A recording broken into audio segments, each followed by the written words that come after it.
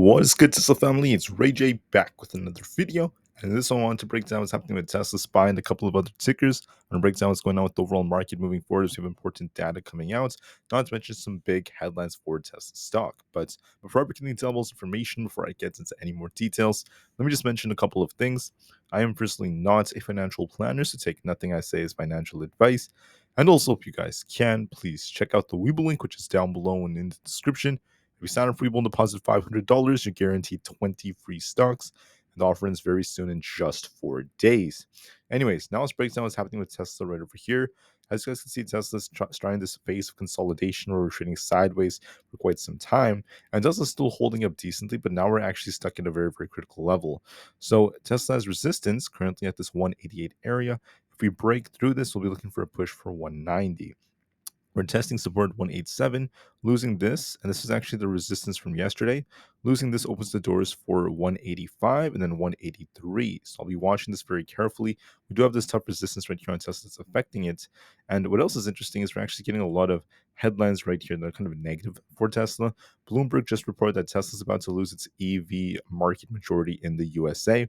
That's some very important news because Tesla is known for being very dominant in the US. And now there's been a lot of talk about how that might not always be the case. Now, I would say that I wouldn't fully look at it that way, but that's what the talk is saying. That's what all these headlines are saying. The thing you have to remember is that Tesla's selling more EVs than everyone else combined. So if you look at how many EVs Tesla's selling, at least in the last 12 months, in the US alone, we have over 600,000 of just Tesla alone. That's above everyone else. But the thing is, everyone else will surpass Tesla. That's something I'm very confident about.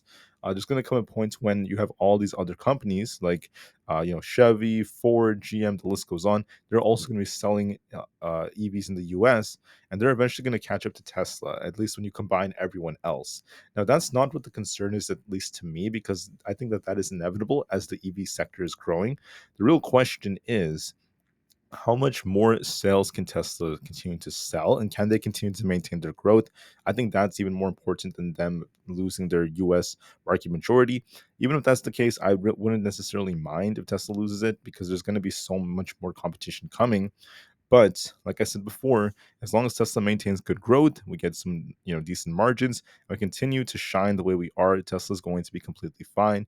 I'm not necessarily worried about this in my personal opinion. So worry less about Tesla relative to the market and worry more about how is Tesla doing relative to before. Are they meeting their goals, and are we continuing to see consistent growth?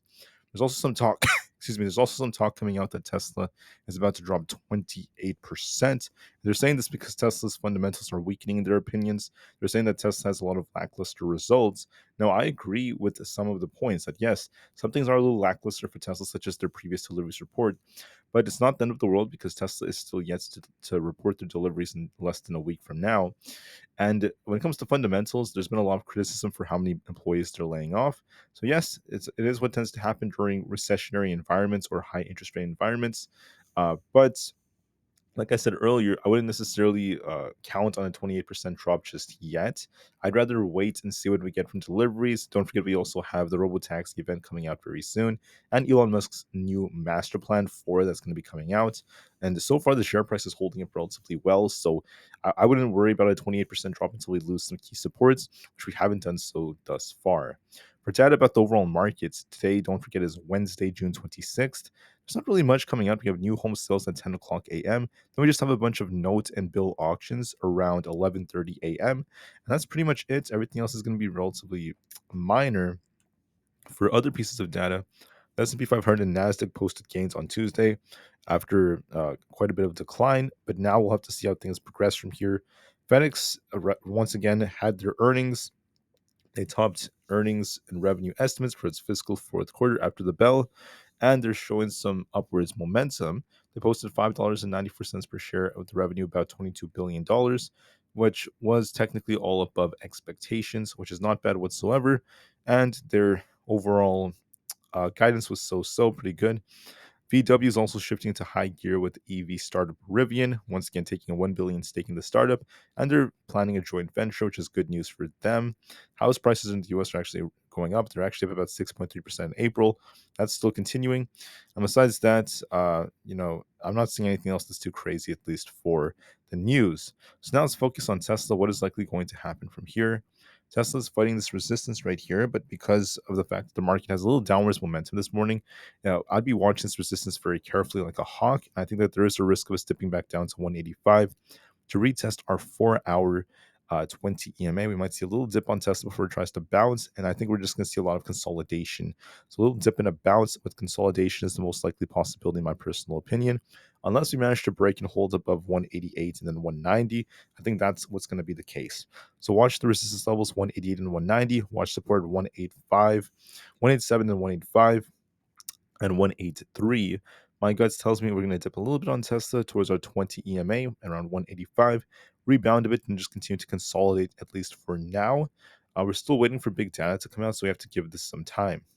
Looking at SPY, we've actually shifted in a way that was very interesting. So we had a left shoulder here, we had a head, and now we're actually forming a right shoulder. So it looks like this could develop into a head and shoulders, and this does open the doors for more potential downside and a test of our 541 area, the 50 EMA. So this has developed into a head and shoulders. I wasn't expecting this yesterday to develop like this, but that's what ended up happening. We did push more. We actually pumped all the way up to 547 almost. So we were correct about it pushing more, but then we got a big rejection again. So this suggests that there's more downside coming. The SPY will eventually come down to about the 541 area. So there's some more downwards momentum that's building. On the 30 minutes time frame, I'm also going to be watching. Let me just double check this. Our 200 EMA.